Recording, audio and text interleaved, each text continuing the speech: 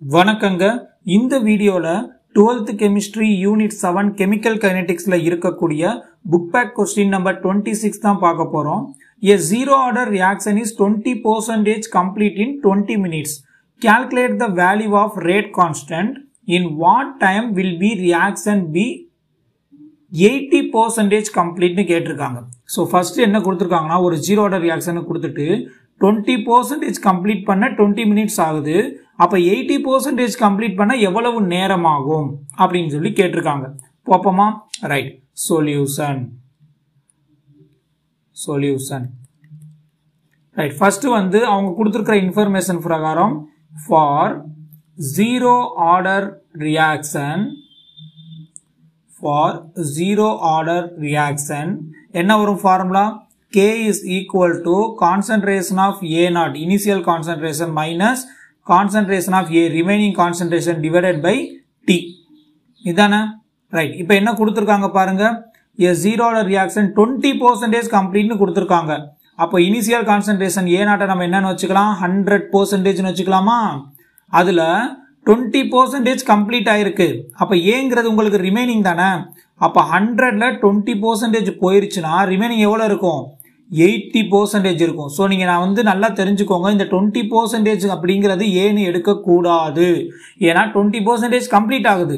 மீதி எவ்வளவு இருக்கும்? 80% இருக்கும். அப்புறம் டைம் கொடுத்திருக்காங்க. டைம் எவ்வளவு? T is equal to 20 minutes கொடுத்திருக்காங்க. இப்ப சப்ஸ்டிட்யூட் பண்ணுங்க.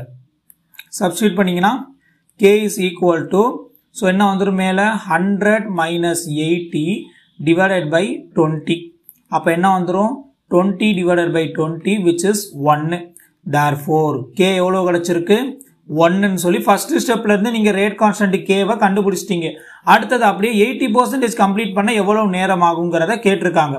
வாங்க பாப்போம். இப்போ K எவ்வளவு கிடைச்சிருக்கு? K is equal to 1ங்கிறது கிடைச்சிருச்சு. இப்போ டைம் எவ்வளவுங்கிறது கேட்டிருக்காங்க. நமக்கு Kங்கிறது 1ங்கிறது தெரியும். இப்போ ரியாக்ஷன் கம்ப்ளீட்டட் 80% கொடுத்திருக்காங்க. அப்ப நம்ம இனிஷியல் கான்சன்ட்ரேஷன் அகைன் 100% னே வச்சுக்கலாமா? ரைட். அப்ப ரிமைனிங் இருக்கிறது.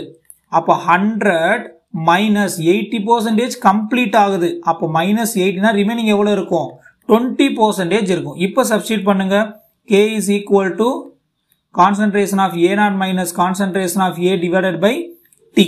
இப்போ என்ன கேட்டிருக்காங்க? டைம் தானே கேட்டிருக்காங்க. அப்ப இதை நம்ம இப்படி மாத்திக்கலாம். T is equal to concentration of A0 minus concentration of A divided by K. அப்ப A0 எவ்வளவு? 100 minus A எவ்வளவு? 20 divided by K ஓட வேல்யூ வந்து 1. அப்ப என்ன வந்துரும்? 80 வரும். Therefore T is equal to 80 minutes. ஏன் சார் மினிட்ஸ்ல எழுதுறீங்க? ஏன் நீங்க செகண்ட்ஸ்ல எழுதாமே அப்படின்னு கேட்கலாம். நீங்க ஆரம்பத்துல பாத்தீங்கன்னா 20 மினிட்ஸ் தான் அப்ளை பண்ணிருக்கீங்க. அப்போ மினிட்ஸ்ங்கிற யூனிட்ல தான் நீங்க ஆரம்பத்துல எடுத்திருக்கீங்க. சோ அதனால ஃபைனல்லையும் மினிட்ஸ்ங்கிற யூனிட்ல தான் எழுதணும். So this is the answer of this question. Thank you.